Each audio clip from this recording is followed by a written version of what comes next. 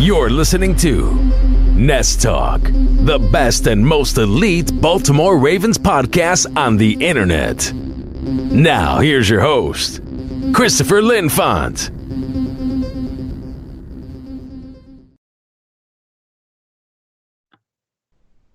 Ladies and gentlemen of Ravens Nation and NFL Nation alike, my name is Christopher Linfante, bringing you another edition of the NestTalk podcast, this time with a crossover from our Goal Line Stance podcast, because we have Nick Sparber, our resident Giants fan, and Jameis Winston enthusiast on the line. Nick, how are you doing today? Doing all right. And we've also got friend of the show, Dominic, a.k.a. RavensAnatomy, also on the line for this amazing pre-draft episode. Dominic, how are you doing today? Great. How are you guys doing? All doing well as we can be in this kind of insane time here. Yeah. So, my Nest Talkers here will know that we didn't do an episode this past Thursday because I wanted to actually just save it for this Tuesday. And what we're going to do for the draft is we're going to have this pre-draft episode. And then after each day of the draft, I'm going to give my reactions to that. So stay tuned. And then, of course, we have the Ravens mock draft, which will be published as we do every year on BaltimoreFeather.com. That's tomorrow. But today we're going to do a full 32-team first-round mock draft, and each of us is going to pick for certain teams. So how this is going to work is, first of all, we are going to split it up into four. Since there's 32 teams, divisible by 8 times. We'll do batches of 4. So the first 4 picks, we'll talk about their team needs, and then we'll go down the list. Nick will be the first one to pick, followed by Dominic, and then me. And then after that, we'll review it and keep moving forward. And then at the end, we'll just recap the mock, kind of give our thoughts on what's going to happen. And but it's going to be, what do you guys think of this entire new draft situation, though, with Roger Goodell in his basement?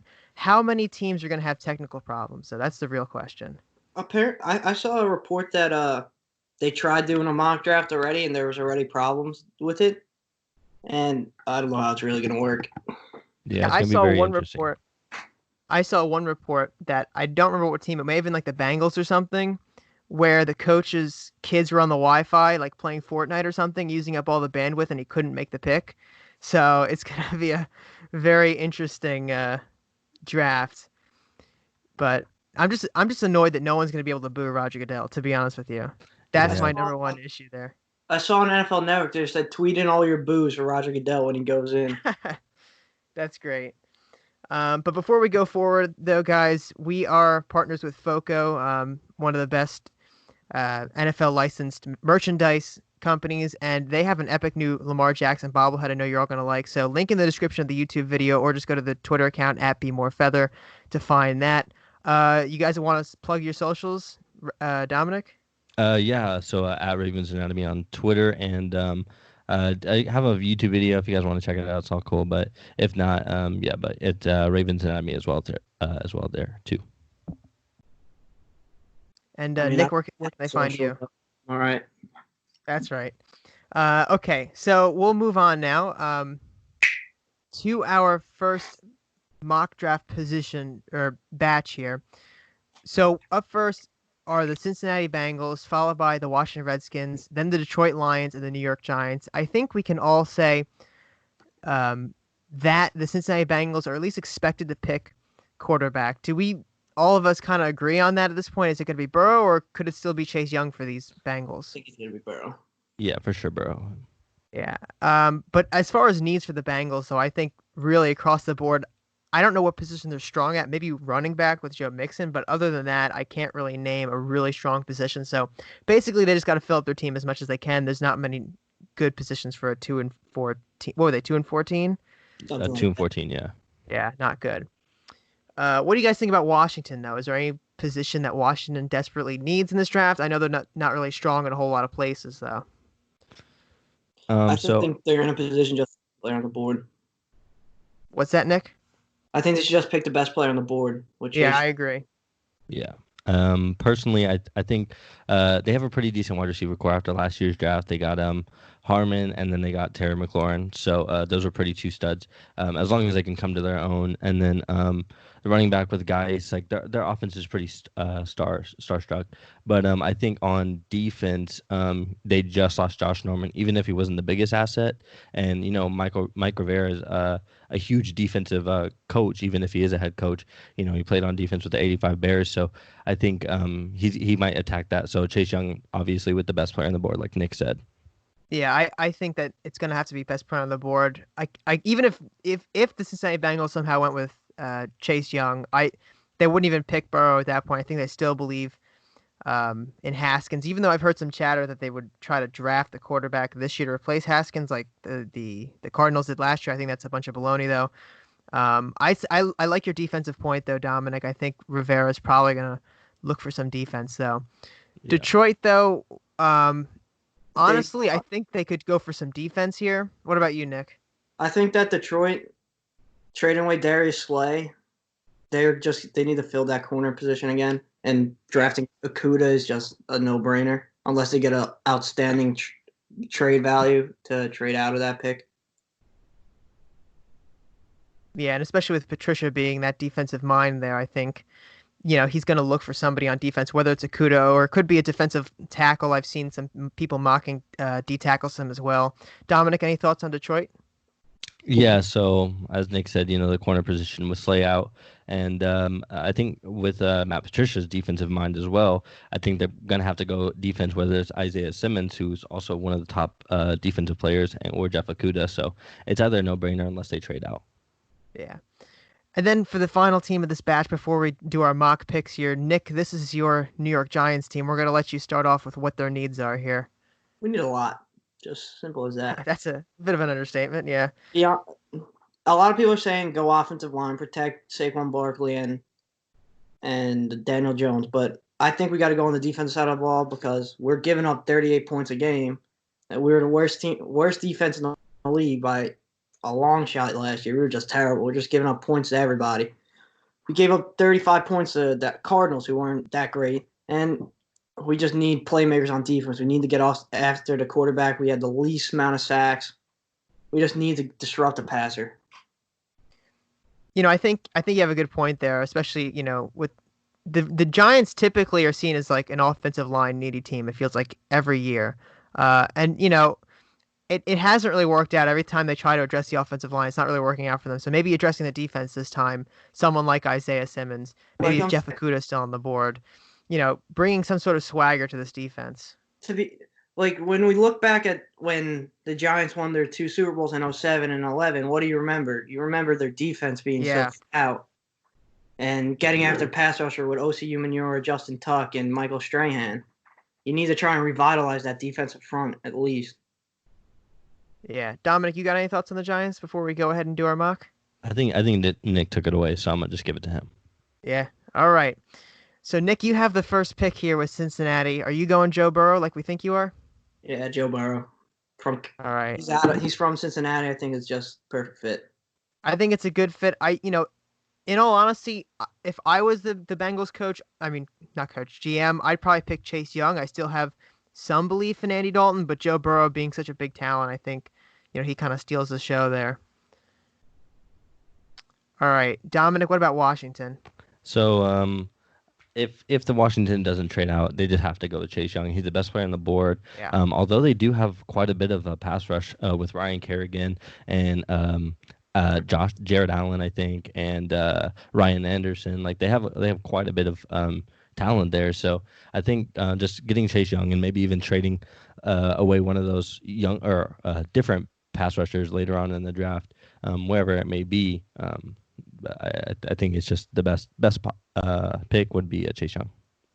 Yeah, I think Chase Young, honestly, is probably the best player in this draft, just pure, talent-wise. For Detroit, I like the suggestion of Okudah, so I'm going to go Okudah there, again with Slay out. It just seems like a no-brainer, Patricia addressing that defense, which is his bread and butter. And then, Nick, you've got the final pick of this batch here with the New York Giants. Yeah, who are you looking at? And take Simmons. Isaiah Simmons? Versatile. He could play safety. You saw him in the national championship game, how disruptive he was, coming down into the box and just disrupting everything that Joe Burrow was doing. Even though he was throwing for 7 touchdowns, he was the star on that defense by a long shot for Clemson. Yeah, I remember during that game you were texting me how much you like Simmons and you wanted to be a Giant at that point. So I think it's a great fit, bringing that defensive swagger. Obviously has a lot of experience at Clemson too, on very good teams. Okay, moving on to the next batch, we have Miami, Los Angeles Chargers, Carolina, and Arizona. What are you guys' thoughts on the Miami Dolphins? They have the most picks in this draft. I mean, they need everything. Do you think this could be a quarterback here? Yeah, most definitely a quarterback. I actually, to be quite honest, I think they can get someone else later on in the draft, whether it be Jordan Love or Justin Herbert, because it seems like he might fall, and as well as Oklahoma, Jalen Hurts. So Yeah. I think they can hold off, but if they want to, I don't know if he could pass the Chargers if he comes into their own, even if he has to sit behind Tyrod Taylor for a year, or if he might pass the Raiders if Tua gets down to John Gruden, or if he gets over to Jacksonville. Like it seems like Jacksonville is sticking with Minshew, but you never know. Like Minshew didn't have the best year, but he was coming into his own last year. So I think Miami, like it's one of those picks like. So like that Tua was a first round pick at one point. Like if he would have entered last year, if he could have could have possibly Number been the first one, round yeah. pick. Exactly. So it's just I guess it's just preference and where Miami has Tua, along with the injuries too, because a lot of people they don't account for the injuries, and Tua has quite a lot, like the ankle and the wrist, and then this most recent like hip injury. So I guess it's just up to Miami. Yeah, when we talk about Tua, I mean, he is the most accurate college quarterback of all time. But again, those injuries that you bring up, and when he got re-injured this year, a lot of people thought that he'd slip to the end of the first round, and maybe even be picked up by the Patriots. So I think it really depends on what Miami wants to do here. They have 3 picks in the first round. If they're not in love with Tua, if they don't think they can use him right away, they might hold off. They might pick maybe Jordan Love or Justin Herbert later in the draft. Nick, do you have any specific thoughts for Miami need-wise? I think Miami's going to go with a quarterback, either Okay. to Justin Herbert. I think they're just going to lock up that position. Okay. Chargers, another team that might be in position for a quarterback, but might not at the same time. They've got Tyrod Taylor, who's a proven veteran. I think they could do a lot of different things in this draft. Obviously, defense, Lynn being a defensive-minded coach over there. Maybe cornerback, maybe defensive tackle, maybe linebacker. I'm not really sure, but of course, quarterback also a possibility there. Any thoughts on the Chargers? Yeah. I think, So yeah, you go ahead. Go, Nick. You're good.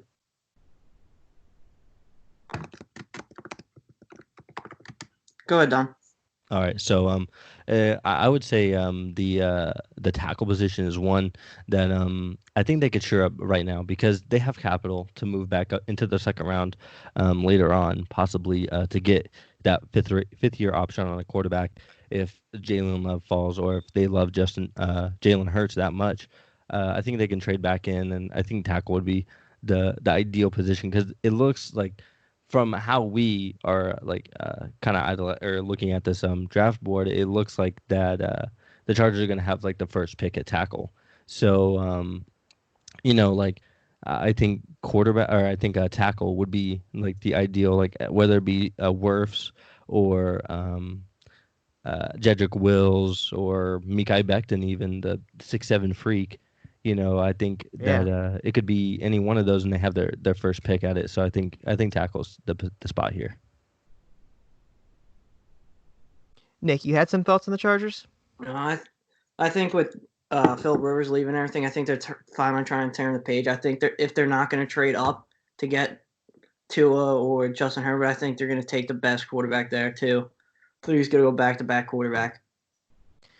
I think that's definitely a possibility, but I like Dom's point about Jalen Hurts. I mean, he'll be there in the second round. There's no question. And with, Tyrod Taylor already being there, you could kind of get like some mobility.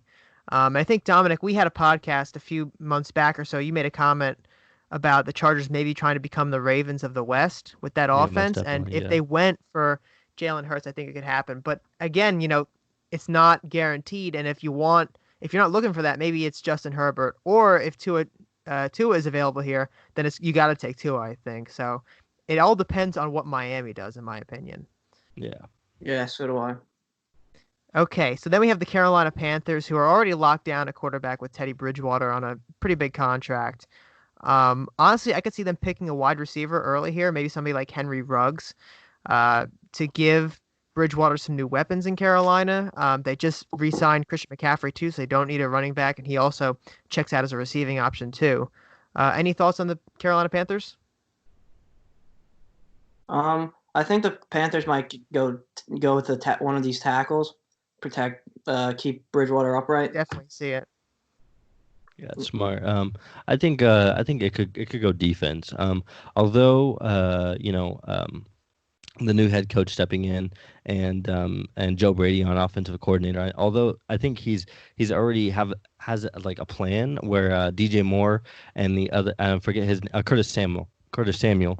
I think those two receivers are pretty stout. Although it's a very deep receiver class, so I could see them taking another speed guy or maybe even a taller like a T Higgins in the second round if he's available, because they do have a high up pick in the second round. So if they could get like a T Higgins, and they can almost like in a way replicate that offense from the LSU, and even if Joe Brady wants to do something different with Matt Temple, that's his name, I believe. From Matt Rule. He coached Matt Rule. Temple. Yeah, from Temple. Yeah, I don't know. Anyways, but so yeah, even if they want to sort of kind of replicate it, I think they have the ability to even with like a later round receiver. But I think they go defense, and maybe like a Derek Brown. A lot of people have been talking about him, and he's one of like the top rushers right behind Chase Young. So I think that Derek Brown would be a good option there. I like Derek Brown there too, and I like the point about Matt Rule too. When he coached at Temple, he had a few players there. PJ Walker, one of them, signed him, and then they signed somebody else from who he coached at Temple recently. So he likes these guys he's already coached before. There's a receiver in this draft class he coached at Baylor, Denzel Mims, the speed guy. Would kind of match that offense a little bit, but he'd be maybe a lower first-round pick, maybe a second-round pick at that point. So if they want to hold off on getting a receiver, they could possibly do that with Mims. Arizona Cardinals. Nick, any thoughts on Arizona to start? Arizona's got to find a way to keep Kyler Murray standing up. He was getting hammered all last year. Yeah. Even the Giants got to him once or twice. I was surprised. They were atrocious on the offensive line.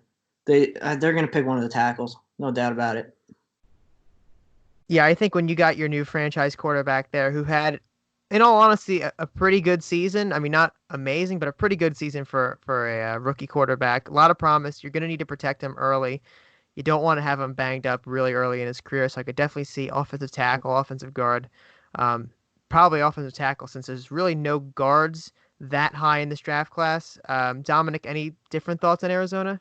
Arizona. So a lot of people are saying that CeeDee Lamb could go, especially when they didn't have Hopkins. And then I saw like possible rumors about, Christian Kirk leaving or getting traded.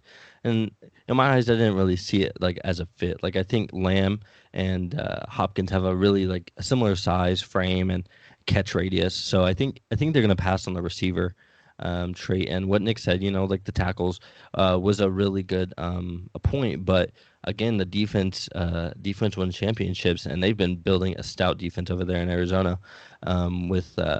They drafted a few safeties last year. They had Byron Murphy, I think his name was, the corner, opposite of Pat Pete last year as well. So, and then they brought in one really big name that I wanted the Ravens to get was Devin Kennard on the outside, and I think they filled the D tackle position as well. So it looks like they're like getting a lot of defensive pieces. Maybe that's to prepare for the offensive line they're going to draft here at the 8th pick. But I think they could go someone like a linebacker or a safety, maybe Xavier McKinney or a Grant Delpit there. But I think Nick had a really good point about the tackle. Yeah, I mean, if it's not going to be a tackle, I think it's got to be something in the secondary. Pat Pete getting older, but he's still very good. Combine him with somebody, kind of keep him as healthy as they can. So I think that somebody like Delpit would definitely make sense in the safety position. I also saw, I think it was the NFL live mock draft or whatever on NFL Network. They had Okuda going here, but of course, if Detroit takes Okuda in our mock draft, that won't be possible. Okay, so Dominic, you're going to start off for this batch picking Miami. Who do you got? I'm gonna bring Tua here to Miami. It's not too far from home. The home as in Alabama. So I think right here is going to be a Tua pick. Although he did have a bit of injury issues, I think they can surpass it, and their doctors are probably pretty on it about him, especially bringing him probably constantly over this offseason. So I think Tua is going to be the pick here. I think it's an excellent pick. I think, the Dolphins were tanking for Tua supposedly entering the season, and they get their man if this is the case here. For the Chargers, they're not getting Tua. Now, I think if they're going to go quarterback, they'd probably want either Jordan Love or Jalen Hurts later in the draft. So looking at the draft board, though, I mean, what we've got here are some defensive tackles and offensive tackles being the best players available. Derek Brown is a guy that some people thought would crack the top 3. He didn't in this mock draft, so I think the Chargers are just going to take the best player available and go with Derek Brown, the defensive tackle. All right, Nick, you're up for Carolina. I think now that you've taken the best defensive tackle, I think the Panthers are going to go with the second best defensive tackle, make kind of a little bit of a splash, but go with Kinlaw out of South Carolina. Everyone's been talking about him. I like that pick a lot. I really do. I think the speed and how aggressive he is, and I think not being too far from where he went to school, he'll be just slide right in perfectly in Carolina. Yeah, it's a classic, stay home kind of pick there. And he's a very intriguing prospect. So now we've got a little bit of a run on defensive tackles. Dominic, you've got the last pick of this batch here with Arizona. Who do you think they're going for? So I like how Nick picked Kinlaw right there, but I'm gonna go with Mekhi Becton. From one Cardinal to the other team. I think it's just a great fit. Although he had a little bit of a hiccup with everybody trying to bring up previous drug tests and stuff. I don't know. That's one thing I think is just trying to overlook his potential, and I think Mekhi Becton right here is just a great pick for the Cardinals. I can't agree more. Bringing in Cardinal there, but bringing in a offensive tackle, and he's a stud, will definitely help Kyler Murray moving forward. Okay, so moving on to the next batch, we have Jacksonville, Cleveland, the New York Jets, and the Las Vegas, because they're Las Vegas now, Las Vegas Raiders. Oh, yeah. So Jacksonville's an interesting team. On paper, they could go for a quarterback, but honestly, I think they believe in Gardner Minshew and at least want to give him another season, as the full starter here. And they've gotten rid of basically the entire squad that got them to the AFC Championship in 2017. So they have a bunch of needs. I think they're going to probably move defensively, though. But if they did pick offense, I think they probably want to get a weapon for Minshew to really test him out and see. So I think it could go either way, either wide receiver or basically anything on defense at this point. Yeah, I agree with you because I feel like if Jackson wants to trade up, I think they have the weapon. They'll be able to do it because I think they'll be trading Unique Ngakoue for it and that pick. What I want to happen right now is for them to trade with the Giants, trade them Unique Ngakoue and their 9th pick, but I'm not Dave Gettleman. But if they stay there, I think I don't know if they truly believe in Gardner Minshew, but he played well enough that I think they're going to give him another year. So I think they're going to try and make him give him as much weapons as possible and probably start the run on receivers. Yeah, this definitely could be the space the run on receivers happens. I don't think Cleveland would want some receivers, but the Jets, Vegas, both teams that would probably be in position to take one if they wanted. Dominic, what are your thoughts about Jacksonville here? So Jacksonville, I think you got a really good point with especially with them just recently today or yesterday, I believe Marquise Lee was cut by them. Yeah. So it looks like DJ Chark is the best option they have. Unless I'm missing someone, but it looks like DJ Chark is one of the tops. So if maybe the Jaguars make a splash in in the draft and pick up CD Lamb here. The receiver from Oklahoma, one of the top 2 guys in the league. I think that would be pretty interesting, something to watch out. But if not, like maybe a safe pick could be Jedrick Wells, the tackle, or on defense maybe a Patrick Queen, or Xavier McKinney as well, or Grant Telpett as well. So I think one of those the range of guys could be in the ballpark of the Jaguars. Yeah. Okay. Then we have the Cleveland Browns coming in at pick number 10. I honestly don't think they'd go receiver here just because they already have OBJ. They've got Jarvis Landry. Yeah. Even a tight end, they're kind of loaded there too. Really depends. I think their offense is set so long as Baker Mayfield performs better this year. So I think they're going to address defense. I could see them going inside linebacker here. I don't think their inside linebacker core is very good. Just got rid of Christian Kirksey this past year. Any other thoughts on the Cleveland Browns?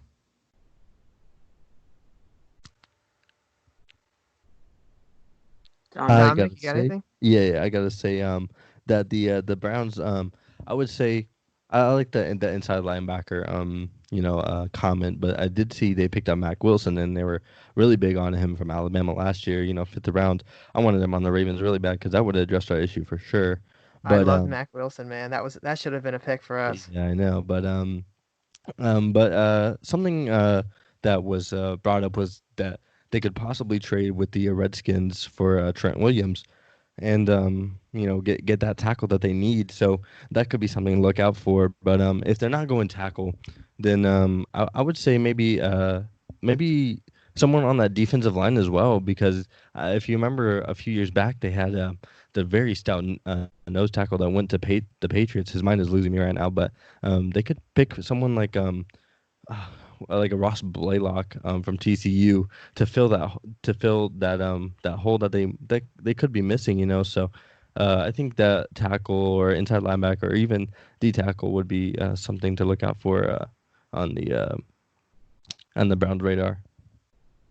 Yeah, and not to really interrupt this synergy we have here, but I feel like we should interject this. This podcast won't be out till tomorrow, but as we're recording this, I just got a notification from ESPN. The Patriots are trading Rob Gronkowski to the Tampa Bay Buccaneers for a 4th rounder and 7th rounder. There were mumblings he wanted to come play for Tom Brady, and actually a parody account was the first one to kind of make the suggestion. But apparently Gronk liked the idea. Now he is out of New England, going to play with Tom Brady with the Buccaneers, and we're actually going to talk about the Buccaneers in a few minutes here, but I thought I'd just interject that right there. Wow, I didn't even have my phone on me. I didn't even know. That's saw that. I didn't believe it was true, to be honest. I didn't want to say it. Yeah, it kind of makes everything a little bit more interesting, especially, as we're 2 days from the draft now, so yeah, things are getting kind of crazy. Nick, do you have any thoughts on the Cleveland Browns? I think the Browns going to have to figure a way to protect Baker, so I think they're going to go tackle. Yeah, if they're going anything on offense, it's got to be tackle for sure. Then we have the New York Jets here, a team that has quite a few needs. They spent a lot of money in last season's free agency. It did not turn out too well for them. Le'Veon Bell was not the best investment, and C.J. Mosley stolen away from our Ravens. What was the injury, Dominic? Do you remember? I think it had something to do with his leg or knee. I believe it was a knee injury. Yeah, but he was out for almost the entire year. Just not a great look for New York. They got to get younger. I could see them looking for another running back this draft, but there's no way they take it this high. I think that this could be part of the initial receiver run, though. I think that maybe getting Sam Darnold the target might be the best thing they can do at this point. Yeah, I like that. I think, we have, Lamb going, or I personally think that Lamb could possibly go to the Jaguars. But if the Jaguars pass and they, choosing a different receiver or a different player in the draft, then I think Lamb would be a great fit here. With the absence of Rodney Anderson and then Sam Crowder on the opposite side, I think that Lamb could fit right in. And then they have young Chris Herndon and I forget the other tight end's name, but I think they could have something brewing there in New York finally. Yeah, most definitely. Nick, any thoughts on the Jets? I think they're losing Robbie Anderson too. They're gonna have to put some weapons on the outside of Donald. I think they're gonna draft a receiver. Yep. Makes a lot of sense. I mean, I forgot Robbie Anderson even left. Where did he sign? Do you The remember? Panthers. Panthers. Okay, that makes sense. That's right, because he was the other Temple player that signed with the Panthers. Yeah, That's yeah. right. All right, and then we have the new Las Vegas Raiders, and the draft was supposed to be in Vegas, but thank you to Bummer. COVID-19, it didn't happen. I could honestly see John Gruden and Mike Mayock like doing anything because Mayock did a really interesting pick last year. I don't remember who it was, but it was like way out of Oh, everybody's I know who it was. It was the radar. kid from Clemson. Yeah, I remember he was from F4. Clemson. Who was it? Clelin Ferrell. Fair. Yeah, you're Colin right. Farrell, yeah. It was a big like random pick because people thought he would go like mid to late round, and boom, like fourth pick overall. But you know what? They'd have improved as a team. I don't think there's any question. But I think this is a pivotal year for Derek Carr. I think that maybe getting him a new weapon might help, but at the same time, you know, that offense is kind of stagnant, except for Josh Jacobs. I like him a lot. And don't sleep on Mariota. I have a hunch that Mariota might actually see some playing time this year, but I Oh, could yeah, definitely most see this definitely. being wide receiver. Not a quarterback, though. I don't think they're ready to move on right now, though. Dominic, any thoughts on the Las Vegas Raiders?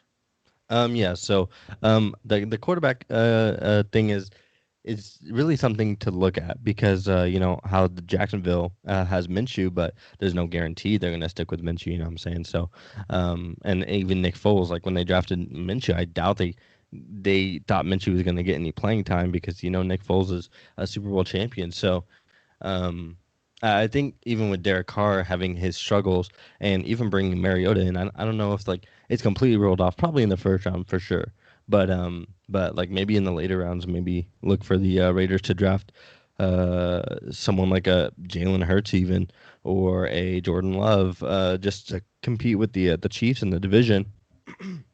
But I would say receiver probably Henry Ruggs or Justin Jefferson even could be a good spot here.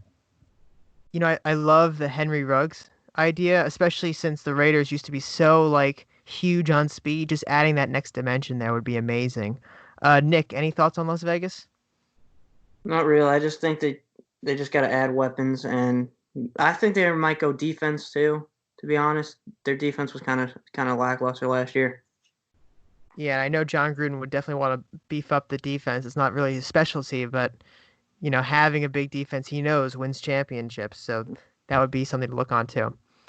Okay, so that wraps up this batch. It looks like I have the first pick with Jacksonville. And I think they're going to go wide receiver here to kind of give some weapons out to Gardner Minshew. And I'm going to pick Jerry Jeudy. I think he's the best receiver on this board. Overall, I think it'd be a safe pick. I don't think this pick would miss at all. I agree with you. Yeah, I like that one. All right. Now we have the Cleveland Browns. Nick, who do you think Cleveland is going to pick here? I think Cleveland's going to go Andrew Thomas from Georgia to tackle. Ooh, that's an interesting one. He's a little bit farther down on the list here. And for those at home, we're using Daniel Jeremiah's top 50 as a reference here. He's a little bit down on the list, but, you know, being that SEC product, I think, you know, he definitely has a lot of strength to him. And, you know, the other Thomas they lost, right, recently to retirement at offensive tackle. So replacing a Thomas with a Thomas, not the worst idea in the world for Cleveland. Okay, Dominic, you have the Jets. All right, for the Jets, I think I'm gonna go with CeeDee Lamb. Just a great prospect at wide receiver and one of the top two guys, and he's still there. So it's just a no-brainer. If you can't trade out of that spot, then you got to go with CeeDee Lamb. Yeah, 100%. I think CeeDee Lamb's one of the best receivers in this class. I have him right under Jeudy. Yeah, and I know there's a lot of Ravens fans that want CeeDee Lamb, but I've been telling them there's no way he even makes it to 15. So it's not going to happen. And then we've got Las Vegas for the final pick of this batch. I'm going to go with Henry Ruggs. I think adding that speed to this offense, it's just going to be explosive. At least that's what the Raiders want, explosiveness for Derek Carr. And even if it doesn't pan out with Derek Carr in the future, Mariota could definitely use Henry Ruggs. Yeah, I like that pick. Okay, so then we have the next batch from 13 to 16. We have San Francisco, Tampa Bay, Denver, and Atlanta. Nick, I'll let you start off with San Francisco. We saw them in the Super Bowl, so they don't have a whole lot of needs here. They got this pick in a trade. I think it was with Indianapolis. What are you thinking they need? Right? What's that? They traded DeForest Buckner, right? Yes, that's how they got this pick. So I think we saw in the Super Bowl their defense was pretty good, but I think since Richard Sherman is getting kind of old, I think they're gonna have to go defensive back. To be honest with you, Sherman, and then they need to pair him with somebody, either a big safety or another corner. I definitely like that idea because Sherman's still a good player, but he is getting up there. I could see this being somebody like C.J. Henderson here. If Okudah fell this far, I think it'd be a no-brainer pick, though. But in this mock draft, he goes number 3, so that's not happening. Dominic, any thoughts on San Fran? Yeah, so I agree with Nick. C.J. Henderson and Christian Fulton, I think, is one of the two guys like that are atop of the cornerback class. So I think how Nick said C.J. Henderson is probably like one of the best guys, especially to pair with Sherman. Just if they do get back to the Super Bowl caliber team they were. Yeah, I could definitely see them picking defensive back and then making another run at the Super Bowl. I think they're not their offense. Their entire team is still very good. Tampa Bay, the subject to that trade we just talked about a couple of minutes ago, so they're definitely not going tight end, and we know that now. They're a team I think that has more needs on defense at this point than offense with Tom Brady there. They got their quarterback, they've got their weapons in Mike Evans and Chris Godwin, who I really liked coming out of the draft a few years ago. Now Gronkowski, running back though they could go for, but I don't think this high in the draft at 14 would make any sense. So I think it's going to be somewhere on the defense, maybe defensive line, since they lost Gerald McCoy a couple seasons ago, maybe inside linebacker, somewhere in that vicinity. Right. Nick, any thought? Oh, Dominic, go ahead. Yeah, no. I think right here is where we're going to see our safety taken, and whether it's Delpit or McKinney, I think it's one of those two guys because if you look at just past 5 years of the Buccaneers defensive backs, it has not been the same at all. Like once they lost Major Wright and I forgot who the other kind of like stud corner was, I believe, was there. Like even Vernon Hargraves didn't turn out to be like the best corner. So for the Buccaneers specifically, but I think defensive back like McKinney or Delpit just to lead that like the core. Like I think they picked up a guy named Jamal Dean last year, or Charles Dean, I forget his name, but I think he did a really good job stepping in and helping that defense like develop that defensive the defensive backs, and I think that safety is just a pick here. Yeah, Nick, any thoughts on Tampa Bay here? I feel like Tampa Bay is definitely going defense, either defensive back, or they might even start by going with a linebacker because their linebacker group hasn't been too strong. Someone to go on the opposite side of Shaq Barrett, maybe not get away from the double team as much. So maybe somebody like AJ Epinesa a little bit. Maybe. Yeah. Or like a Chase on from LSU. Okay. Yeah, I could see that. Just a quick side note. Does anybody think here that Jameis Winston will actually be signed by the end of the offseason by somebody? I don't know. I think he's in the same boat as Cam Newton. I'm not saying caliber wise, but I'm saying as in like once a quarterback goes down, I think he can step in that role and give a team like all he's got and kind of on a 1-year prove it deal after being cut by the Bucs, and then if he can develop or if he shows signs, I guess maybe if he sends his tape to a team and like they need a backup or something, like I don't know, he's in one of those same boats as Cam Newton because everybody's looking at the draft right now. So if a team doesn't solidify that quarterback position in the draft, then they could look to Cam or Jameis Winston. Yeah, he might try to be looking for one of those like Pittsburgh situations that happened last year, where within like 2 weeks the starter goes down, bringing somebody in, like Winston or Cam Newton actually might make sense for those kind of teams. All right, Denver, Nick, I'll let you start off. They got Drew Lock, they got their quarterback. Their offense actually looks pretty decent. I have heard talk about receiver for Denver, though. Do you think that's something that they do here? I think they should either go receiver or another offensive lineman to keep Drew Lock up. But yeah, definitely receiver. With how deep this class is, they're gonna go with Yeah. guys. At some point, I think Denver will add a receiver, whether it's in the first round or not. I like offensive line for them too. Drew Lock definitely needs some protection. And the past couple offensive linemen like Bowles have not really worked out that well for Denver. So I could see them trying to move on at that point. Dominic, any thoughts? Yeah, so I like Drew Lock as a quarterback. There's like the infamous clip of him rapping along to a song. So I think Yeah. he's like a very team friendly guy. Like whenever he's talking to his teammates, getting the plays, whatever. Like kind of like a mold to the team. So I think he's one of like the set in stone quarterbacks from last year who's gonna win some games this year, especially with Melvin Gordon and Philip Lindsay in the backfield now. So I think that receiver would solidify that core of like the wide receiver, running back, quarterback type of person. Maybe like again like a Jerry Jeudy or even a Justin Jefferson opposite of Cortland Sutton, because I think Cortland Sutton's gonna have a great year.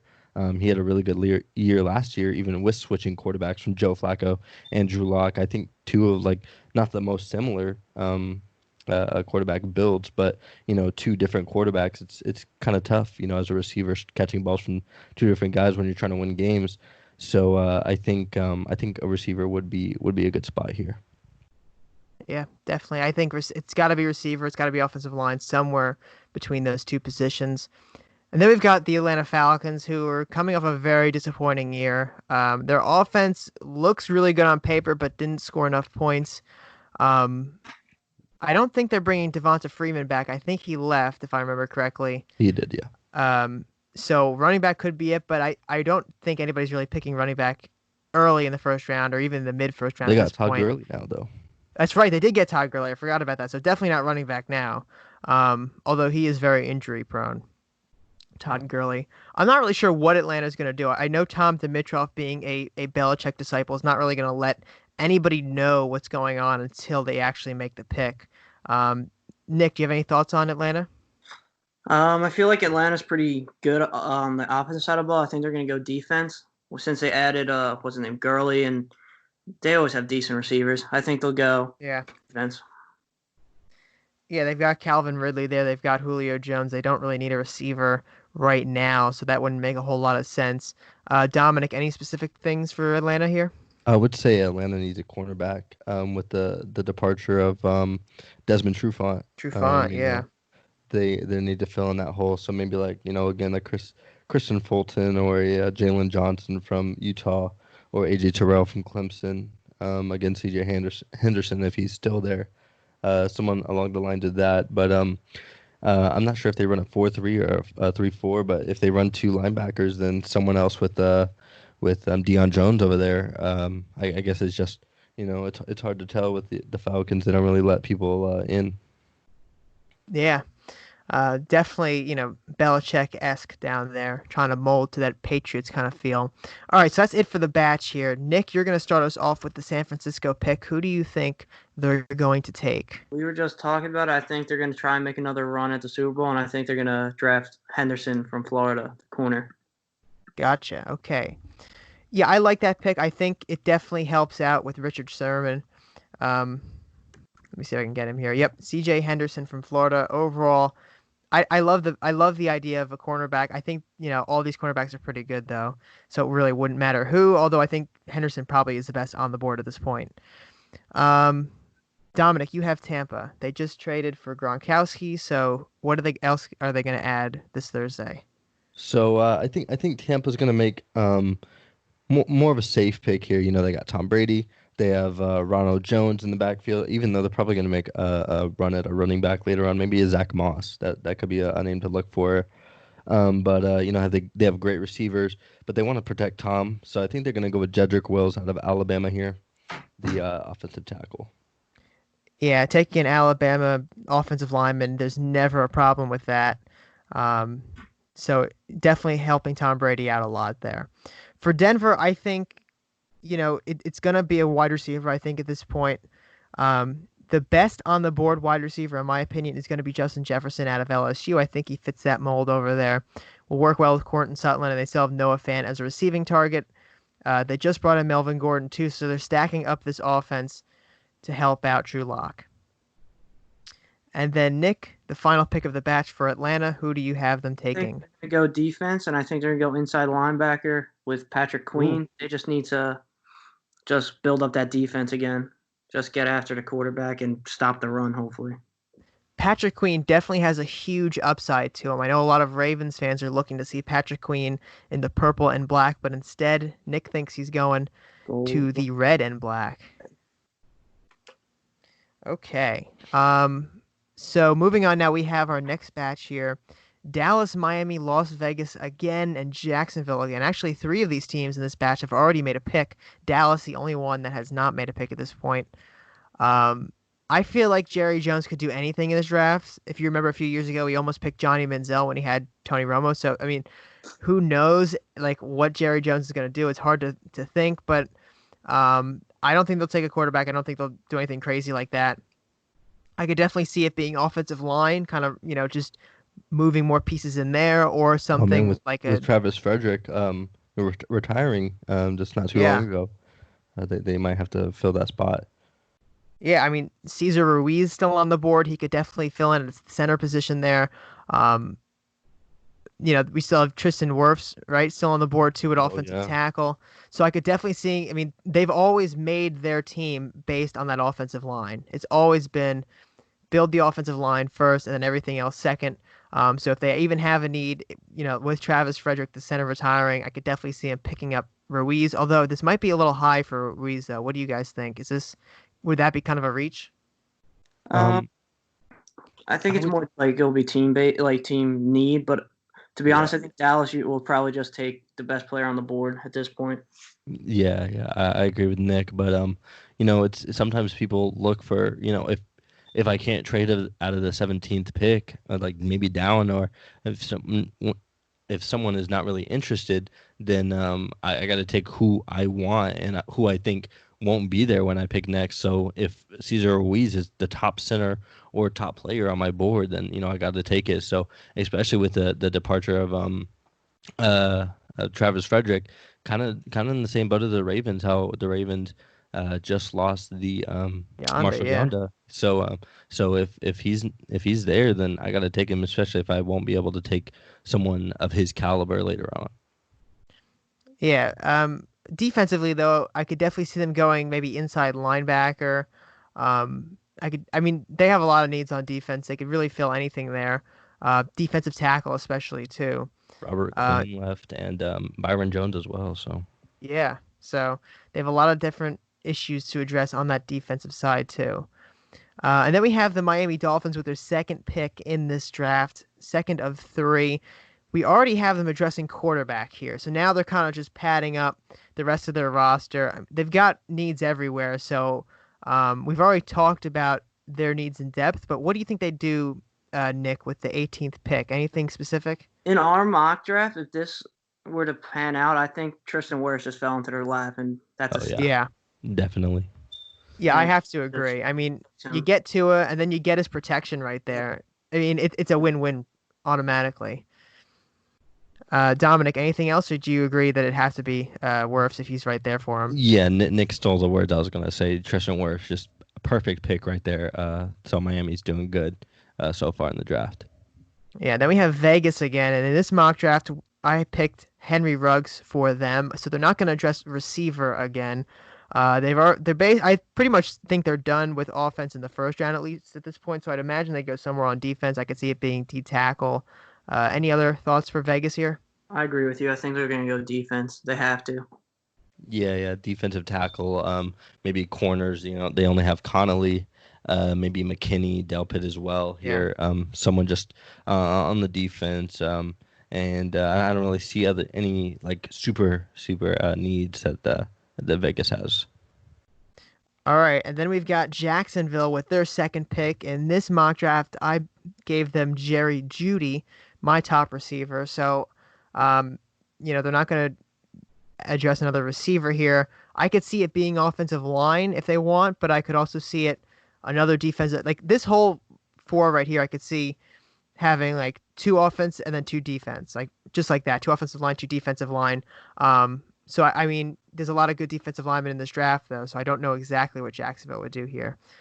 Nick, any thoughts on Jacksonville? I feel like Jacksonville, you gave him the receiver, but if one of these, Justin Herbert's still on the board, so they might think That's of true. taking him right here at 20. They might call it, this might be a good value pick for him if he drops all the way there.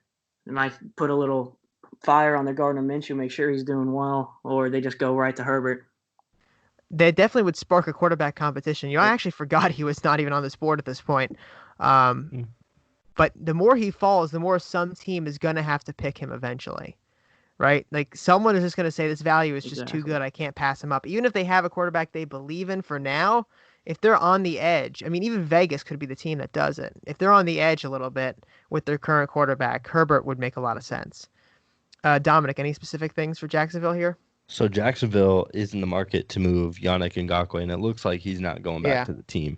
So, some of the top people are AJ Epinesa, who kind of looks like Ngakoue, and Yetur Gross-Matos, who has like a difficult name to pronounce, just like Ngakoue. So, I think one of those two guys would be in the market. But also, they were apparently shopping Leonard Fournette. So if a Jonathan Taylor is there and he's the number 1 running back on their board, or even a DeAndre Swift, he's more of a nimble kind of guy.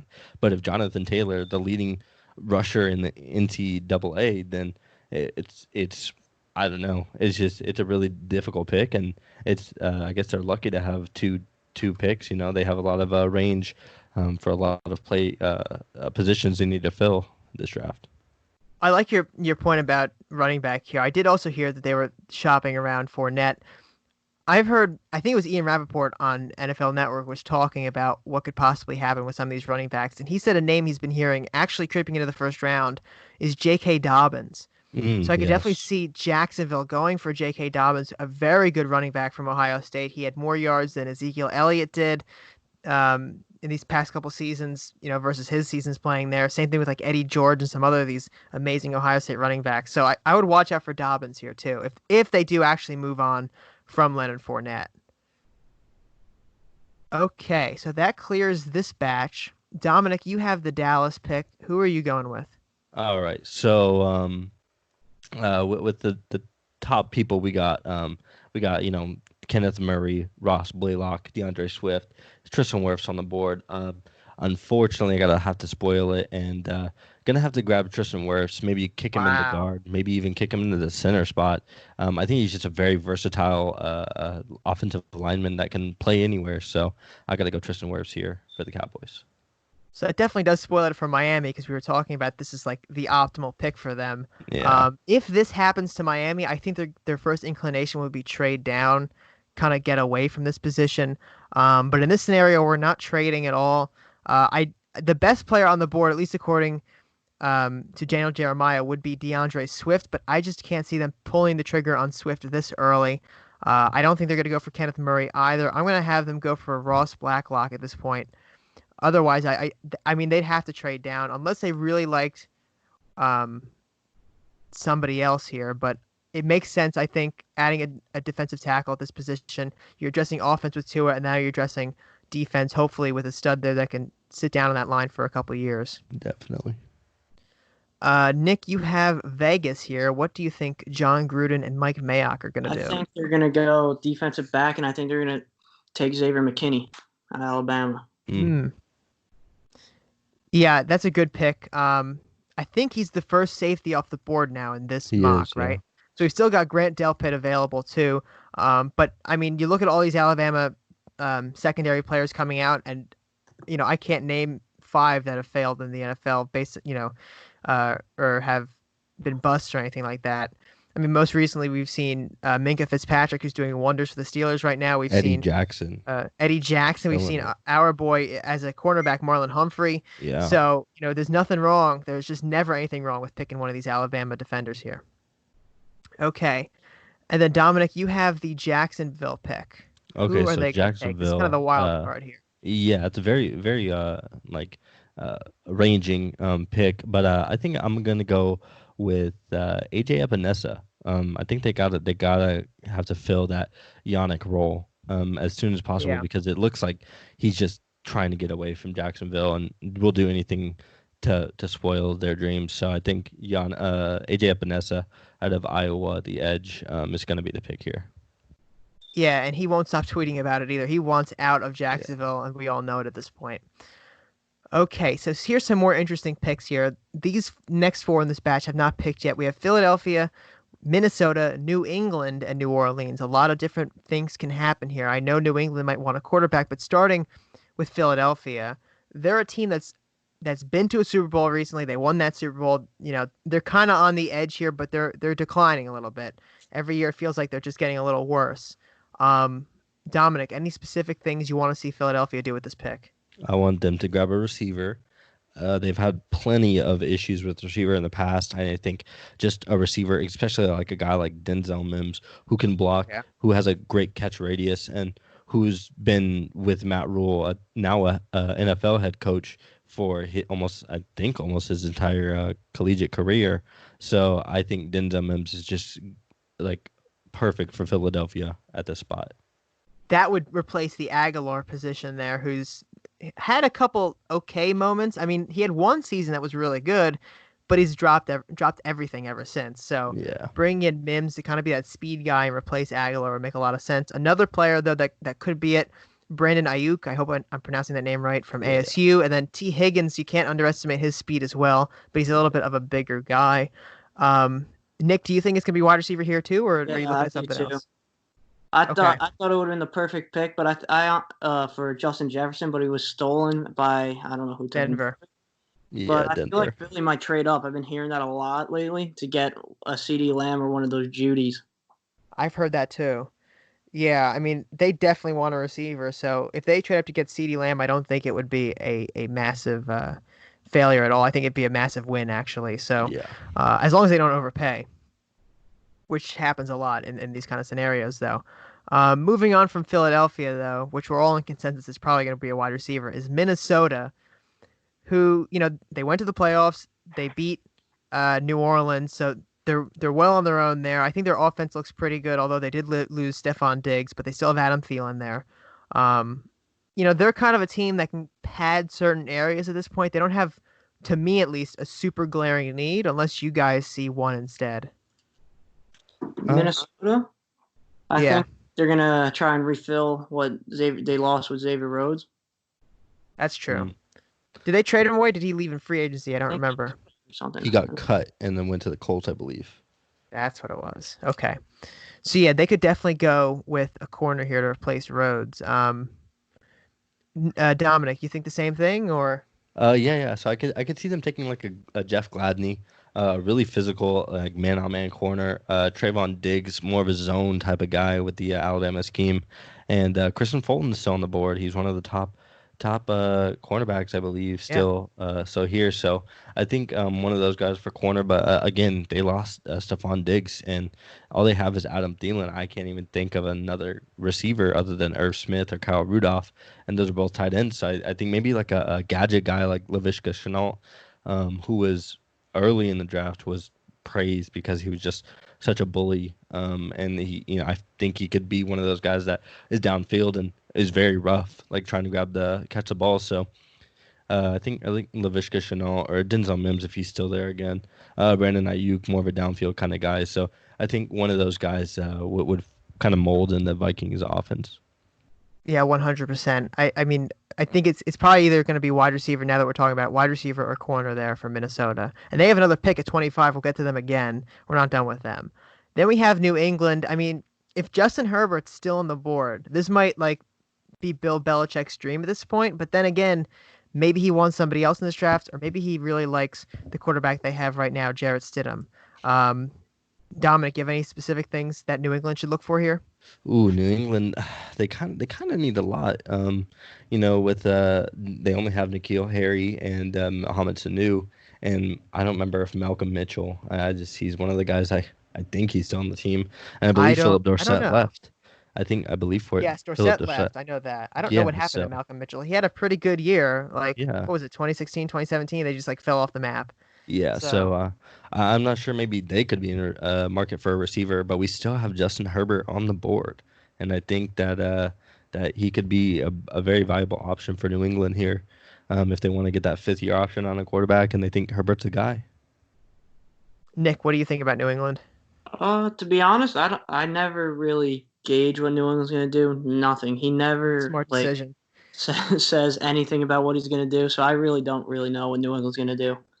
But if It's I were, always I completely think out of the box. Not to interrupt you, though. they're gonna It's pick just someone out of always. the box. He's gonna turn into a Pro Bowler somehow, and that's what's Yeah. gonna. Well, I mean, like New England will make like a pick that nobody has like ever even thought of, or they'll just trade out of the first round. And like I could honestly just see them like trading out of the first round entirely at this point. Shea Patterson first at 23 overall. Like Shea Patterson, pick Easy. number 199 to screw Tom Brady. Yeah. That'd be very funny.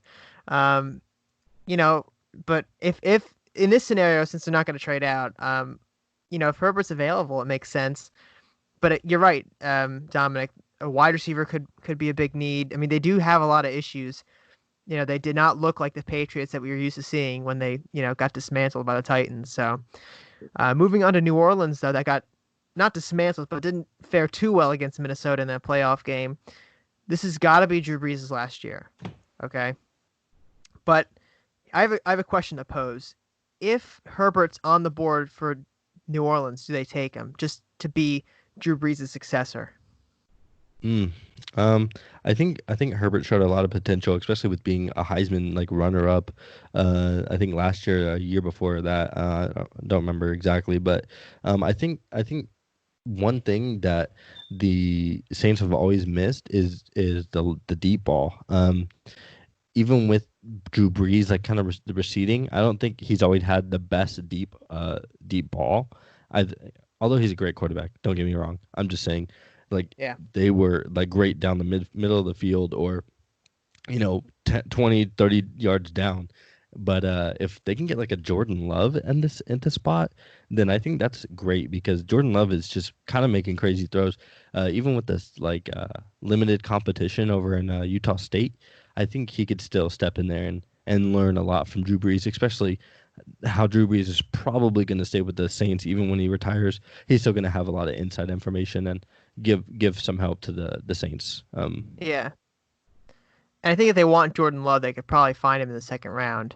Yeah. Nick, do you have anything you want to say about the Saints here? I feel like the Saints are gearing up. They're gonna be like, okay, might be Drew's last year. We're trying to get to the Super Bowl, so they're gonna try. I think they'll try and shore up the defense and just make it as strong and powerful as it can, and try and make it to the Super Bowl one last time.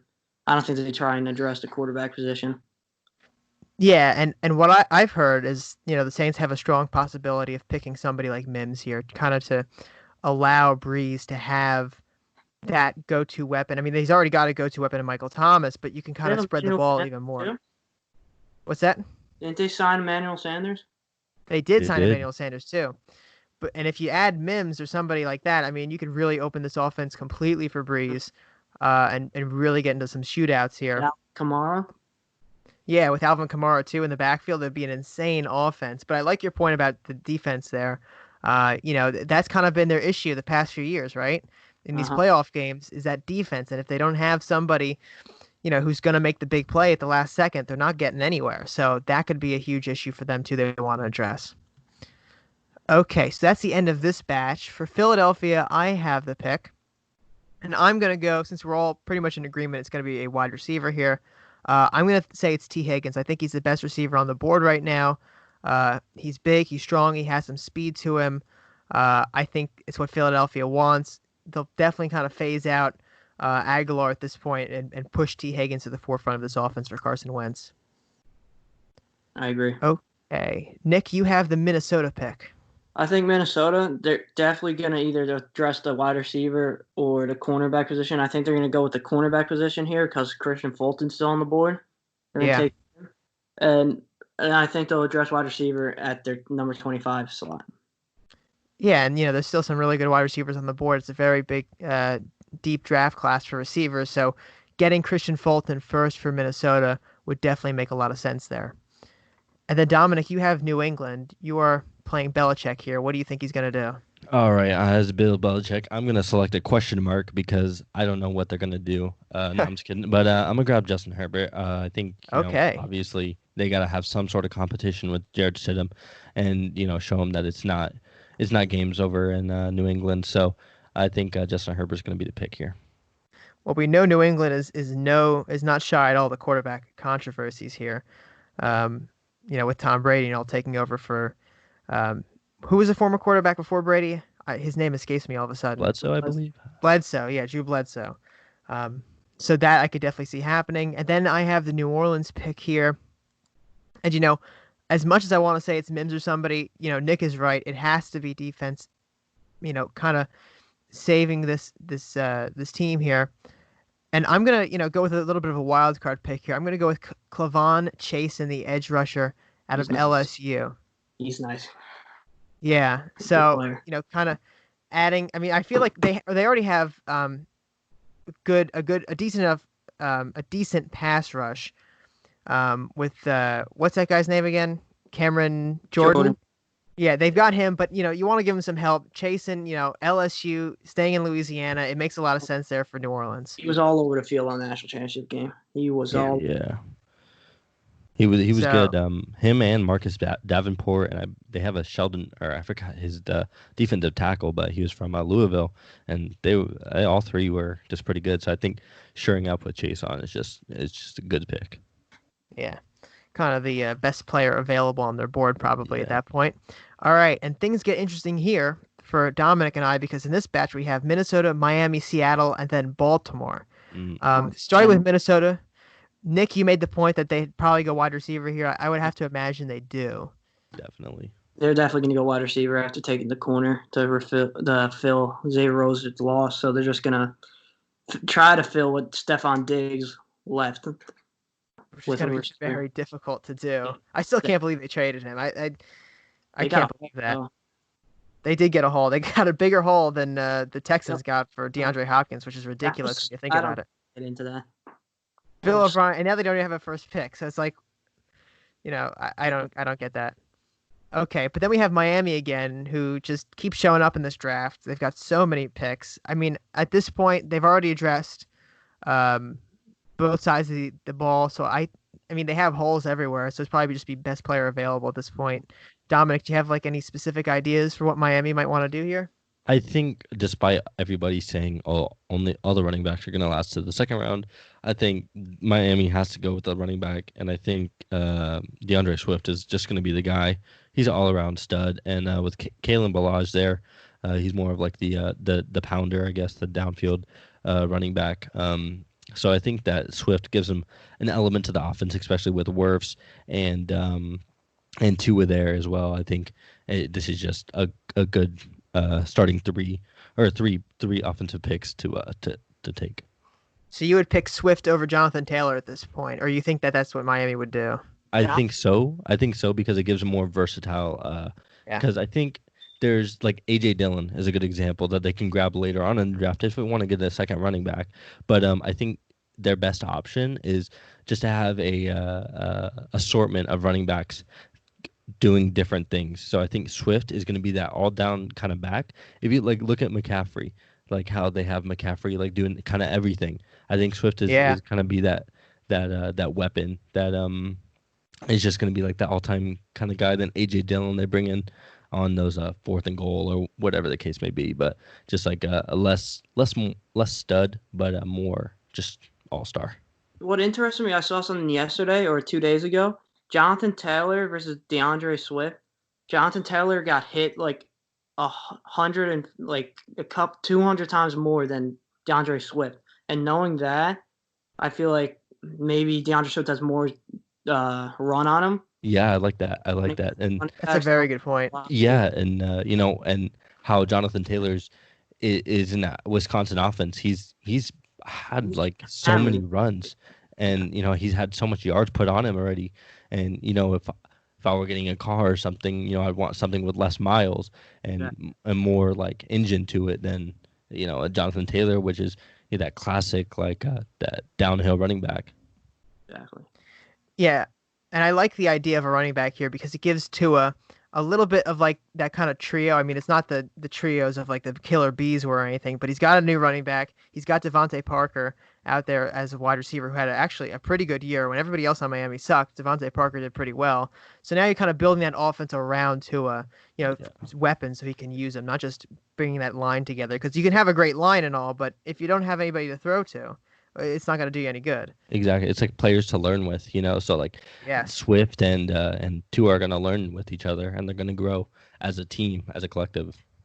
Kind of like that Ray Rice, Joe Flacco combination, both being drafted 1 and 2 by the Ravens there, and for 5 years straight did very well together. Okay, then we have Seattle, who I think is a little bit of a wild card pick here. They have, honestly, one of the best quarterbacks in the NFL right now in Russell Wilson. They've got, just all around a good team. I think pass rush, though, might be something they're looking for. They lost Jadeveon Clowney, who was not signed with anybody yet. But I could definitely see them going pass rush here. Nick, any specific things that Seattle should do? I agree with you. They should go pass rush. They traded Michael Bennett last year. Then what's his name? Clowney's gone now. And that entire, what did they have? Legion of Boom is basically gone now. It evaporated. Yeah, I mean, is there anybody left from the Legion of Boom at this point? Cam Chancellor. Yeah, I don't believe Cam's so. Gone. Bobby Wagner's still there. Oh yeah. Bobby Wagner, yeah. He's it though. I mean, they lost everybody else, and it was not a graceful exit for some of them. I know Earl Thomas really was not happy by the end of his stay. Dominic, anything for Seattle here you want? Seattle has always had issues with the offensive line, so if it was me picking, 100% offensive line, just best one available, Josh Jones, Austin Jackson, I believe his name is, or something like that. So or a guard, Cushenberry, Cesar Ruiz. One of those guys just has to go to the Seattle team here. Okay, so that's Seattle. And then here's the pick probably most of our listeners want to hear about. The Baltimore Ravens at number 28.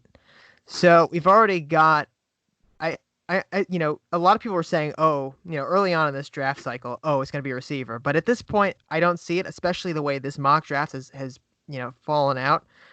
We still have Kenneth Murray on the board, who is somewhat surprising, though, because I thought that maybe he'd go a little earlier in this draft. But in this exercise, he's still on the board. If he's available here, I could definitely see Kenneth Murray going to the Ravens. But if not, I mean, you have to go with an edge rusher at that point because that's going to be our second biggest need, right? What do you think, Dominic? Yeah, so I think with how the Ravens like to play, they like to play with guys who can do it all. So like a Grant Delpit who can come down into the box and play over top if he needs to. But not disregarding Chuck Clark because he is a signal caller and he's going to stay the signal caller until further notice. But someone to kind of mismatch the size and with the safety room because Earl Thomas is only like 5'10", I believe, or 5'11", and Chuck Clark is not too tall as well. So someone who's like a bigger guy, whether it be a linebacker or a safety, I think they have to go with someone to lead that charge because I don't think with the new addition of was it Ryan, the linebacker from the Jaguars. Geez. Yeah, I forget it, but he was a former Packer. Yeah, former Packer. Yeah. So I don't think he's going to be like the starter there, but and I think one thing that people don't really talk about too much is how much zone defense that LJ Fort played in the Ravens defense. Yeah. So I think Kenneth Murray, even with the not so much experience in like coverage, I think he's going to be really good asset tackling and getting downfield and filling gaps opposite of Queen. And Wink Martindale, if they pick Grant Delpit, will get so creative with him. I mean, we already know what Anthony Levine can do as a linebacker safety combo. He'd probably fill a role like that, having 3 safeties. And, adding a bigger safety might make a lot of sense, especially when you look back to that Tennessee Titans game and how Derrick Henry basically manhandled Earl Thomas. I mean, it wasn't so much Earl Thomas's fault. He just physically couldn't tackle the guy. So if you want to add a bigger guy, I mean, Delpit might be the answer there. Nick, as an outsider looking into the Ravens, do you have any idea what Eric DeCosta might do here? No clue, but I've got a proposition for you. Okay. All right, let's hear it. With this pick, you draft Jalen Hurts, and you guys become an absolute juggernaut. That would be an insane. I mean, if we drafted Jalen Hurts in the second round and used him almost like Taysom Hill with the Yeah. Saints. It would just get like really insane, and I don't think anybody would know how to actually defend this. You But line at up the a same, pistol, put Jalen Hurts behind Lamar, and then put Mark Ingram to the left or something. Oh, that'd yeah, be I mean it would. I mean, we've already seen some crazy Heisman plays this season. Yeah. Dominic, you'll remember that. But I mean, looking at that though, correct me if I'm wrong, but the NFL recently changed its CBA so you could have, I think, 57 active players for the game or Yeah, I something like think that. They they added they two. added offensive linemen or something like that. I think you have to Okay. have 8 offensive linemen or something like that. Yeah, so you can have an offensive lineman and like another extra player. So Yeah, if the Ravens wanted to do something like that, they definitely. I mean, as a as a reserve quarterback playing that third role. I mean, that's what we thought. The Penn State quarterback, whose name all of a sudden escapes me, Trace McSorley. Trace McSorley, thank you, was gonna do, but he only got one carry this entire year in the last game of the season, which was meaningless anyway. So we're kind of still up in the air about him. I would not be opposed to taking Jalen Hurts. I just don't like it at this pick. Yeah. Okay, so that concludes the needs for them. It looks like, Nick, you have the pick for Minnesota here. I'm gonna take what's his name? The wide receiver, Brandon Ayuk from Ooh. ASU. Mm.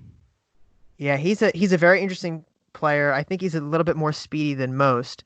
And kind of trying to fill that Stephon Diggs role. I mean, it's gonna be very difficult to fill his shoes, but at Exactly. least you're gonna add something there. Mhm.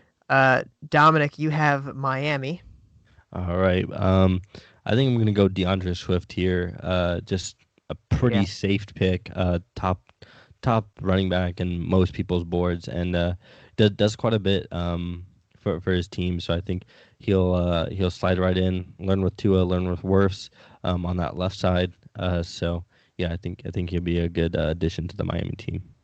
And when you look at where he's ranked on some of these draft boards, and again, we're using Daniel Jeremiah as a reference, he's number 16. This is pick, 26? So that would be 26. a major steal for Miami, just draft value-wise, to get him right Yeah. there. Definitely. Then we have Seattle. I mean, it's got to be between offensive lineman and edge rusher here, but, I'm going to go with a little bit of a wild card here. I think Yetur Gross-Matos here to replace Jadeveon Clowney would be a very interesting move. So I'll pick them. Okay, I like that. It gives them, a bit of versatility on the line, on the outside. If they do bring back Clowney, then there's 2 power punch, players on the outside. I mean, that's still in the cards, though, because he hasn't signed anywhere yet, which is actually Exactly. very surprising. A lot of people thought he'd be on like a big deal somewhere, but I was saying, he not so much production this year. He's not going to get a huge deal. He hasn't yet, but not out of the cards for Seattle to do that. And then Nick, our fate is in your hands with Baltimore here. I'll let you guys pick for him. All right, I'll give it to Dominic here. Dominic, who do you want? All right, so we've been talking a lot about O-line and edge rusher, but someone who said he wants to be a Raven was Denzel Mims, and he's still on the board. So I got to go with Yeah. Denzel Mims here. Wow. Even though it's a deep class, I think that Mims wants to be a receiver, Raven. He's shown signs a great blocker. We need that, and I think he kind of fits the mold with Miles Boykin learning on the left side, maybe Marquise Brown on the outside, and then Mims can be a kind of a gadget receiver on playing outside or inside, just whatever he needs to do, and a good blocker as well. So I think with shoring that up, I think he could do some things here in Baltimore. That's an interesting pick. I know a lot of people would be happy about that because I know there's a lot of Ravens fans that really want Mims. But the interesting thing about this pick you make, Dominic, is we still have the inside linebacker from Oklahoma, Kenneth Murray, on the board. But Definitely. Eric DeCosta, who knows what he's going to do. I mean, last year was kind of surprising he took Hollywood where he did. So it should be a very interesting draft. It's only a second one, so we'll have to see what happens. But I definitely could see Mims right here. It'd be a really big move to kind of up this offense for Lamar and just give him some crazy weapons at that point. I think with the linebacker situation that you brought up, I think there's still that Malik Harrison that's kind of like in the board of where Kenneth Murray is, like physically. I think he's like that second linebacker right behind Murray physically. Like I as a physical run stopper, or Yeah. even a Logan Wilson right behind Patrick Queen in like the coverage kind of mold. So I think there's more options later on in the second round. Most definitely. Okay, so this is the final batch here. We have the championship game players and of course the 2 Super Bowl players. Starting off with Tennessee, honestly not a whole lot of needs. The resurgence of Ryan Tannehill's career was amazing last year. Hopefully he can continue to do that. Definitely don't need a running back. They just signed it was a huge deal if I remember correctly, Derrick Henry to a mega deal, right? Yeah, I believe so. Yeah. Yeah. Oh no, So no, no. Derrick Henry was tagged, and then Tannehill tag, was that's what it was. was Yeah, okay. insane. I don't But know. it's still insane to tag a running back for that kind of price. Yeah. Just the numbers he's going to get. They've got AJ Brown, so they've got their receiver. Their team, just not a whole lot of needs here, but they're going to get the pad somewhere there. Nick, any thoughts on Tennessee? I think they're going to go either offensive line or defense. Okay. Yeah, I could definitely see them adding some O-line to kind of boost that Derrick Henry rush attack and, of course, keep Tannehill upright. Dominic, any thoughts? So I like the offensive line pick, but there still is the corner. He's out there. I forget his name, but he played for Logan the Patriots. Ryan? Logan Ryan. He's still a free agent. So if they want to move on from him or even bring him back later on after the draft when he has less value, they could get someone like the Utah cornerback or so a cornerback over here in this spot right here. All right. And then we have the Green Bay Packers. I was thinking about this earlier, trying to figure out what they wanted, and I was like, maybe they'd go for someone like DeAndre Swift, but they've already got Aaron Jones. They've got receivers. I could definitely see it be offensive line. That's always seems to be a need up there, trying to keep Rodgers upright, especially with the collarbone injuries recently.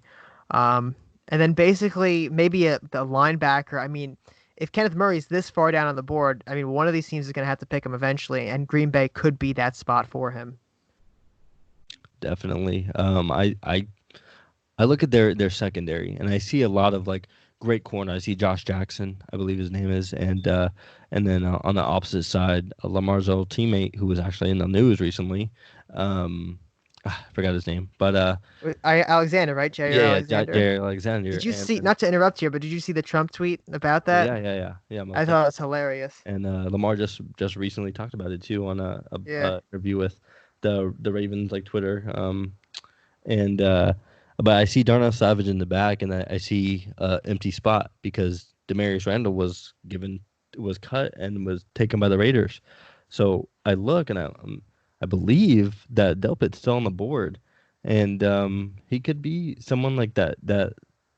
He had a great year. He was wearing number 7 because that's what LSU does. A little tradition over there that whoever plays great the next year you get to wear number 7. So he could be like an interesting pick along with Patrick or Kenneth Murray here. I think he's one of those guys that could step in and make it to the first round.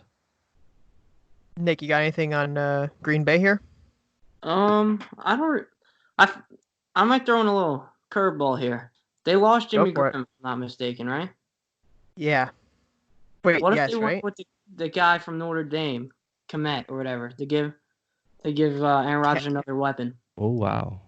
That would definitely be that's a little bit of a thing, but I just checked, by the way. Jimmy Graham went to the Chicago Bears, the rival.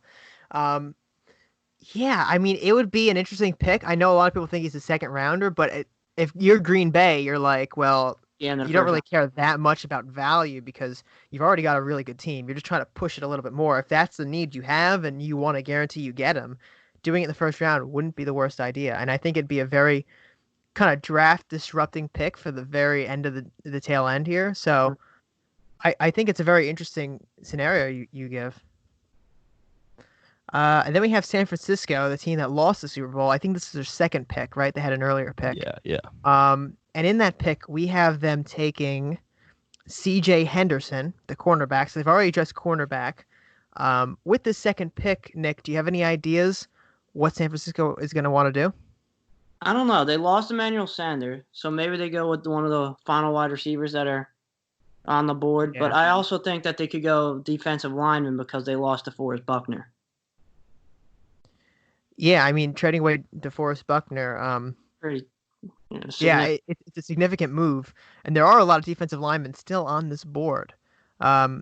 So I could definitely see that. It would make sense for both those positions there. You have Chenault still on the board at wide receiver.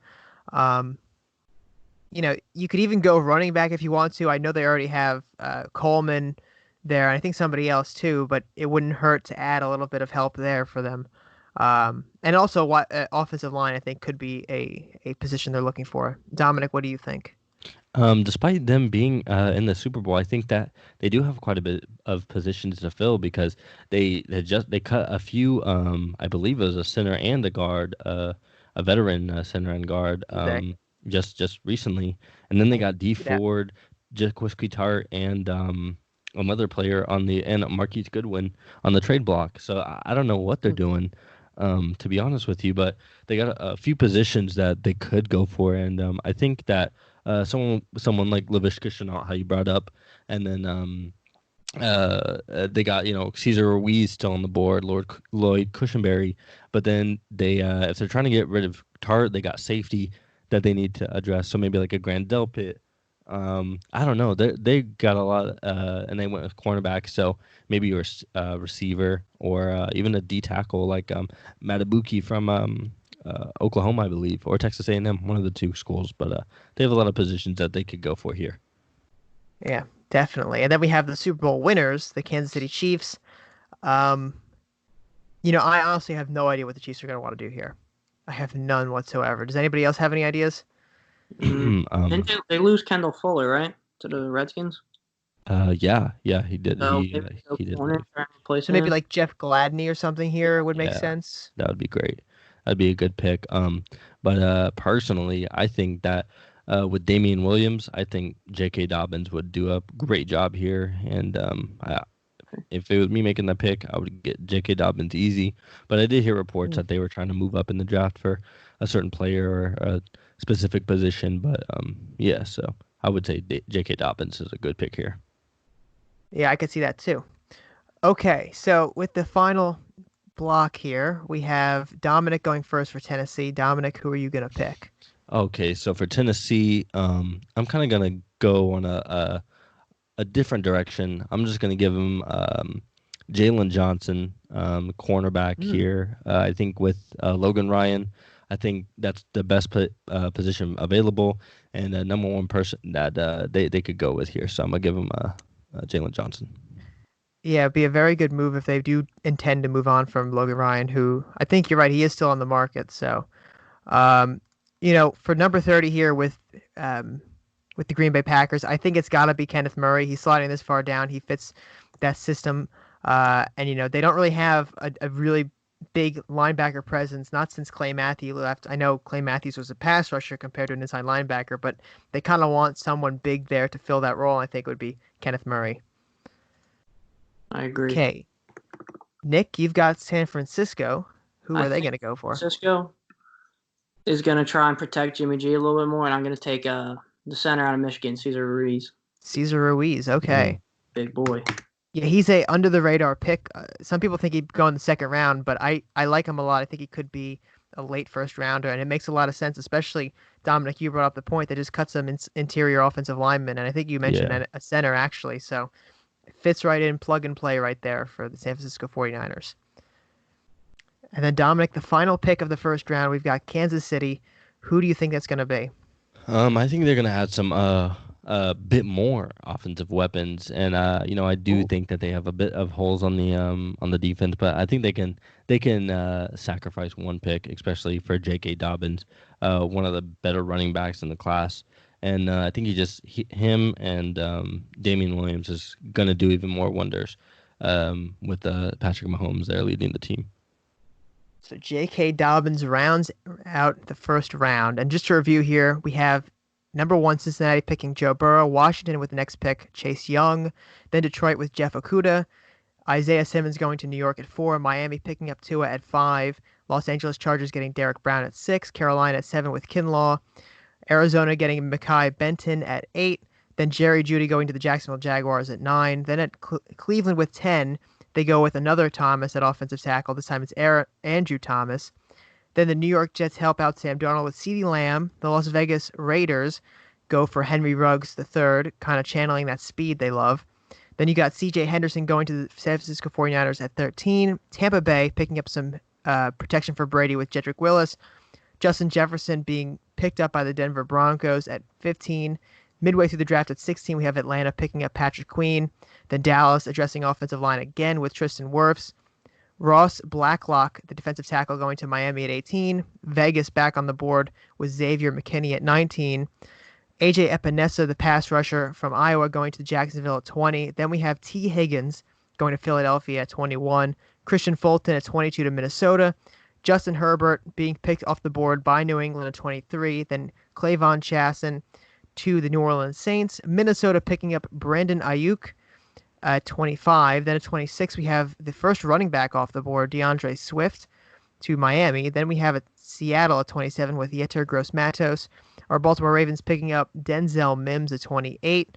Jalen Johnson at 29 to replace Logan Ryan at Tennessee. Then we have Green Bay getting one of the best steals of the draft with Kenneth Murray at 30. Cesar Ruiz filling in that role at center at San Francisco at 31. And rounding it out is J.K. Dobbins. And now before we go, we have a few teams that didn't actually have a first-round pick. Does anybody want to comment on the Indianapolis Colts, Pittsburgh Steelers, Chicago Bears, Los Angeles Rams, Buffalo Bills, or Houston Texans? All right, I'll start it off with the Colts. I think that the Colts could make a case for a receiver here, especially with getting Phillip Rivers. I think with only T.Y. really, and actually they got Paris Hilton or Paris something. I forgot. Paris Campbell. I don't Paris Campbell. Yeah. And, Close enough. Yeah, and I forget one more. He was a rookie in 2018. I forget his name, but Darius Fountain, I believe. But I think I don't know if either have really stepped into their own and took a step in the next direction. So I think a receiver here for the Colts. Not sure who it may be, but yeah. Yeah. I'll go for Pittsburgh. Like, Big Ben's not getting much younger. Their defense is already top of the league. And with Juju Smith-Schuster, and they have different wide receivers, and they have James Conner in the backfield. I think that Pittsburgh later on in the draft could address the quarterback position with maybe Jordan Love or one of the other ones that are still on the board. Trying the heir apparent with Big Ben. I could definitely see that happening, especially with Big Ben's recent history of injuries. I mean, it's just not been too great for him. Looking at Chicago here, a lot of people are going to think they're going to try to find a replacement for Mitch Trubisky, but they just traded for Nick Foles, so I don't think it's going to happen this season. I think this is Mitch Trubisky's really last season before he gets cut, and they're going to try to load up onto weapons for him. So maybe in the second round they go for a receiver, or if they trade into the first round, maybe it's somebody like Mims late down there that they can get. Definitely. And with the Rams, they just got Todd Gurley. They had to cut him for the money reasons. Yeah. But so it looks like they're really we have to win. Like, we have to win because there's so much money invested in Aaron Donald and Jalen Ramsey and Jared Goff. So and then Todd Gurley was that fourth guy that they just had too much money invested in. So it looks like they could possibly go more of a running back later on, like a quick, like different kind of versatile running back opposite Darrell Henderson. The receivers look pretty good. Maybe some offensive line help. It's always great to have offensive line help. But I think with Dante Fowler leaving and then them only getting Leonard Floyd, I think they might need to go with another edge guy. Who it may be, I couldn't really tell you. Maybe like a Curtis Weaver out of Boise State, or I forget his name, but so like an edge, I think, or Zach Bond if he's available. Yeah, I think that could be pretty good for the Rams.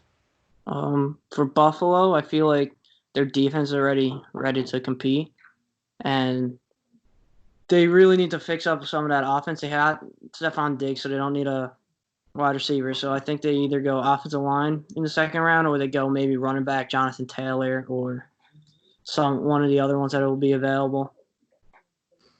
Yeah, I could definitely see them either giving some protection to Josh Allen or giving him, a ground game weapon like Jonathan Taylor would be a good fit. And then finally we have Houston here, and I'm not going to pretend to know what the heck, it's going on down there with Bill O'Brien doing all these crazy things. But if he's going to take anything, it's probably going to be a wide receiver, especially how deep this draft class is at wide receiver. After trading away DeAndre Hopkins, you cannot just not address that. You have to address it this draft. Otherwise, I mean, your fans are going to run you out of town at that point. Okay, so that is our Nest Talk episode, our pre-draft Nest Talk episode. I want to thank both Nick and Dominic for joining me for this amazing mock draft. Now, before we go out, Dominic, you want to plug your social again? Yeah, so it's going to be Twitter at RavensAnatomy or YouTube at RavensAnatomy. And appreciate you guys listening to the podcast. It was fun. Yeah, and thanks again for joining us. Now, we have some Baltimore Feather news. We have our Ravens mock draft coming out sometime tomorrow, and then we will do draft coverage. I plan to do it a little differently this year. Live tweets as usual, but I'll do a nightly podcast episode for each of the draft days, kind of going over what happened in the draft, and especially with the Ravens there as well. So thanks again for listening, everybody. We'll see you Thursday. Well, actually, it'll probably be released Friday morning by the time it's actually out. So Friday morning with the next episode of Nest Talk, the emergency episode, if you will, because of the draft. So thanks for listening, and thanks again to our awesome guest for coming on. Definitely see you guys later. See you later.